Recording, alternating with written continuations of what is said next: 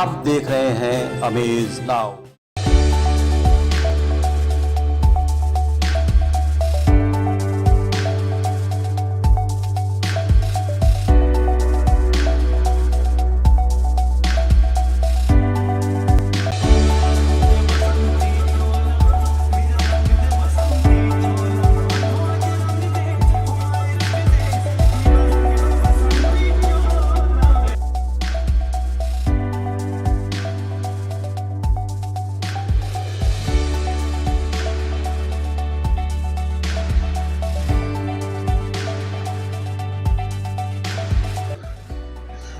Jail से छूटते ही शुक्रवार को सीधा जनसभा को संबोधित करने पहुंचे अरविंद केजरीवाल को देख स्थानीय कार्यकर्ताओं और दिल्ली वासियों में गजब का उत्साह दिखा। भीड़ से आवाज आई, केजरीवाल तुम संघर्ष करो, हम तुम्हारे साथ हैं। इस तानाशाही से बचा लो मेरे दोस्त, मेरे देश को।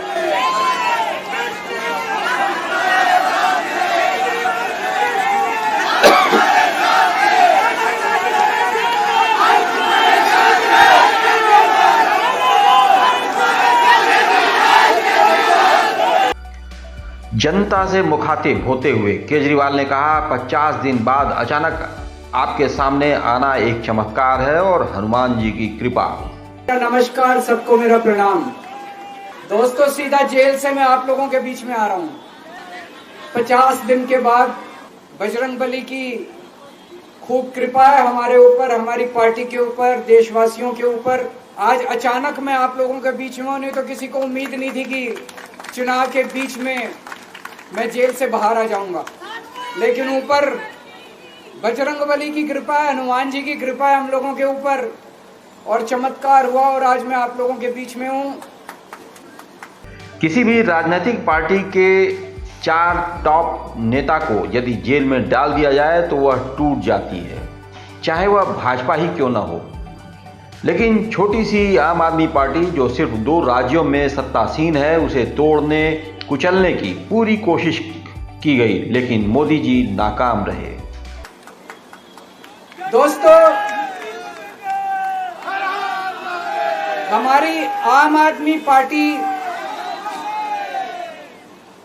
एक छोटी सी पार्टी है, 2 राज्यों के अंदर है, अभी 10 साल पुरानी पार्टी है।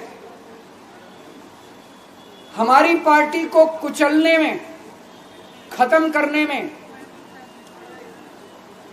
प्रधानमंत्री जी ने कोई कसर नहीं छोड़ी। एक साथ हमारी पार्टी के 4 टॉप के नेता जेल भेज दिए एक साथ। अरविंद केजरीवाल, मनीष सिसोदिया, संजय सिंह, सत्येंद्र जैन। बड़ी बड़ी पार्टियों के अगर 4 टॉप के नेता जेल चले जाएं, पार्टी खत्म हो जाती है। आम आदमी पार्टी के 4 टॉप के नेता इन्होंने जेल भेज दिया। उन्होंने सोचा कि पार्टी खत्म हो जाएगी, लेकिन ये पार्टी नहीं है, ये एक सोच है। जितना ये खत्म करना चाहते हैं उतना ये बढ़ती जाती है, उतना ये बढ़ती जाती है।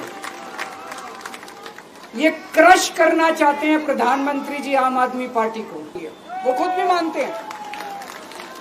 इसीलिए वो चाहते हैं कि आज ही आम आदमी पार्टी को बढ़ने से रोका जाए, इनको कुचल दिया जाए। अगर उनको लगता है कि आम आदमी पार्टी आने वाले समय में बीजेपी को चैलेंज देने वाली है, आप अच्छे काम करो, आप देश को भविष्य दो। आज आपकी सरकार है केंद्र के अंदर, आप देश के लिए काम करोगे, आम आदमी पार्टी को कोई पूछेगा ही नहीं। लेकिन आप कुछ काम नहीं करो और आम आदमी पार्टी को कुचल दो, ये जनतंत्र नहीं है, ये इस देश की जनता पसंद नहीं करती। इन्होंने आम आदमी पार्टी को कुचलने में कोई कसर नहीं छोड़ी। छोटे से लोग हैं हम लोग, छोटी सी पार्टी है। 75 साल के अंदर इस कदर किसी पार्टी को और उसके नेताओं को प्रताड़ित नहीं किया गया जिस तरह से प्रधानमंत्री मोदी जी ने आम आदमी पार्टी को प्रताड़ित करने की कोशिश की है। देश के सबसे बड़े चोर, उचक्के और डकैतों को इन्होंने अपनी पार्टी में शामिल कर लिया। जिन लोगों को 10 दिन पहले मोदी जी कहते थे 70,000 करोड़ का इसने घोटाला कर दिया, थोड़े दिन के बाद उसी आदमी को अपनी पार्टी में शामिल करके किसी को डिप्टी सीएम बना देते हैं, किसी को मंत्री बना देते हैं और उनके सारे ईडी और सीबीआई के मामले खत्म कर देते हैं और कहते हैं मैं भ्रष्टाचार से लड़ रहा हूं। मैं मोदी जी को कहना चाहता हूं, भ्रष्टाचार से अगर लड़ाई लड़नी है तो केजरीवाल से सीखो।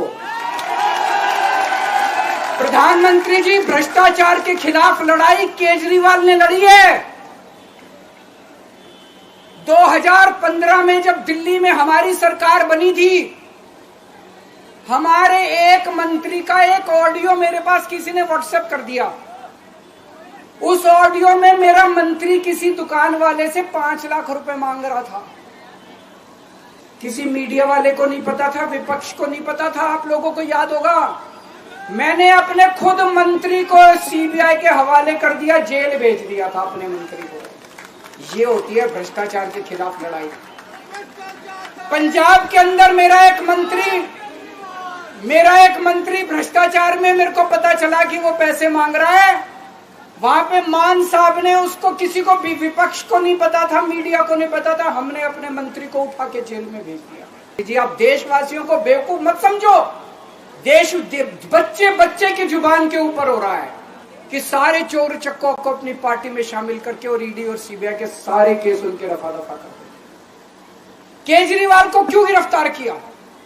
केजरीवाल को गिरफ्तार करके उन्होंने एक मैसेज दिया है सारे देश को कि अगर मैं केजरीवाल को गिरफ्तार कर सकता हूं तो किसी को भी गिरफ्तार कर सकता हूं। हमारे देश की जनता बहुत महान है। तानाशाहों ने जब जब अपनी मनमानी करनी चाही, जनता ने उन्हें उखाड़ फेंका है। जनता से उन्होंने भीख मांगा कि देश के संविधान को टूटने से बचा लो।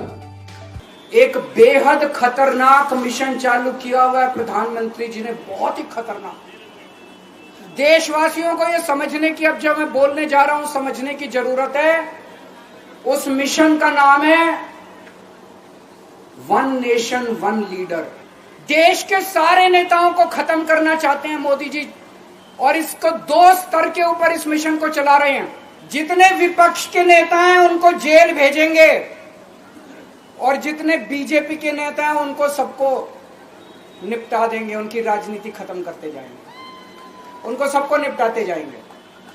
विपक्ष के अंदर आज इन्होंने मनीष सिसोदिया को जेल भेज दिया, संजय सिंह को जेल भेज दिया, सत्येंद्र जैन को जेल भेज दिया, केजरीवाल को जेल भेज दिया, हेमंत सोरेन को जेल भेज दिया, ममता दीदी के कई मंत्रियों को जेल भेज दिया, स्टालिन के कई मंत्रियों को जेल भेज दिया, केरला के सीएम के पीछे पड़े हैं। अगर ये चुनाव जीत गए, मेरे से लिखवा लो एफिडेविट के ऊपर, थोड़े दिन के बाद ममता दीदी जेल में होंगी, तेजस्वी यादव जेल में होगा, स्टालिन साहब जेल के अंदर होंगे, पिनरई विजयन जेल के अंदर होंगे, उद्धव ठाकरे जेल के अंदर होंगे, जितने विपक्ष के नेता ये सारे जेल के अंदर। अगर ये चुनाव जीत गए, इन्होंने बीजेपी का एक नेता नहीं छोड़ा।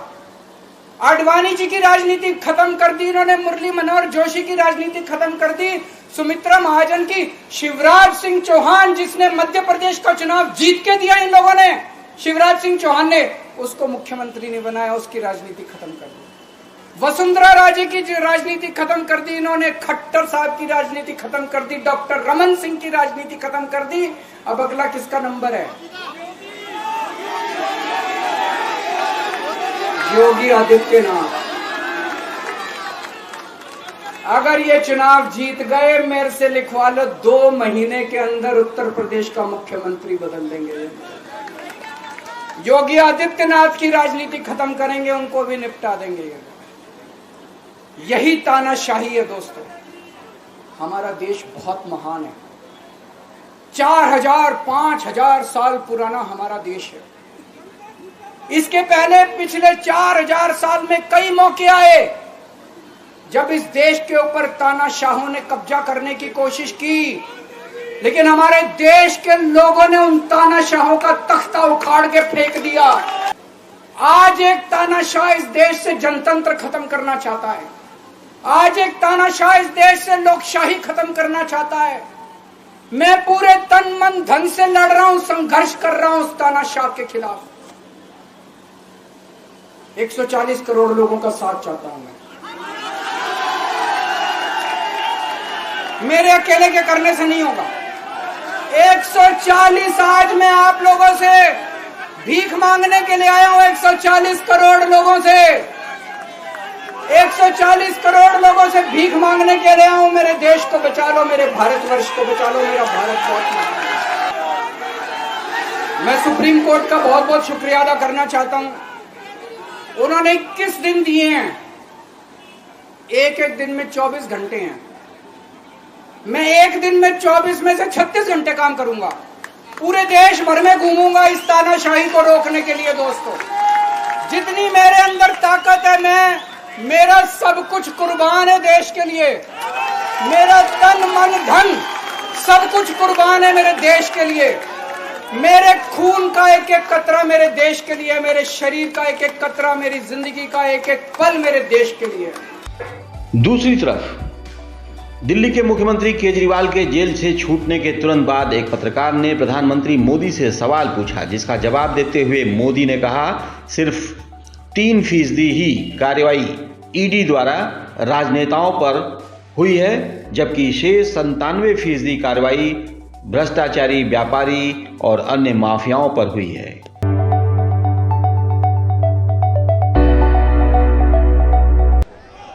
इस देश में अकेले ईडी की मैं बात करूं तो ईडी के जितने केसेस हुए हैं उसमें सिर्फ 3% पॉलिटिशियन है, 97% ब्यूरोक्रेट्स हैं, ड्रग माफिया हैं, गन रनर हैं, लैंड माफिया हैं, सैंड माफिया है, ये लोग हैं। सिर्फ 3% पॉलिटिशियन है। दूसरा, जो नोटों के ढेर निकल रहे हैं वो तो सीधा साधा सबूत है, और वो पॉलिटिशियनों के यहाँ से निकलते, और नोटों के ऐसे ढेर निकलते हैं, चाहे पश्चिम बंगाल हो, चाहे झारखंड हो या अन्य राज्य हो।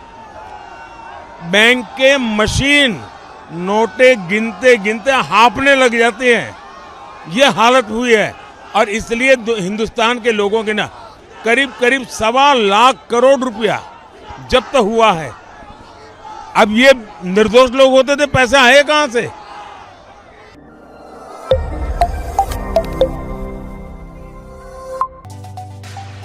देखते रहिए अमेज नाउ।